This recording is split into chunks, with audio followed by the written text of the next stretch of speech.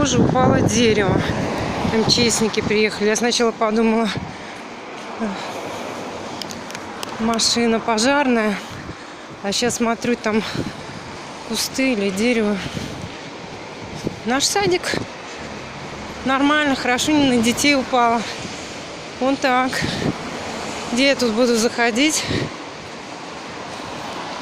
Вон, надеюсь. Вау, что творится. Ну, конечно, они же старые деревья. Не просто так.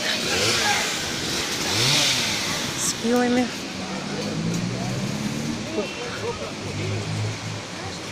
Какой интересный процесс работы идет. МЧС. Во!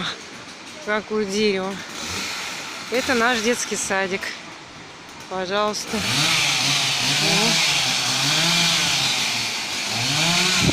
Можно сказать, на память. Потом Никитка будет говорить, тут срубили, здесь поставили.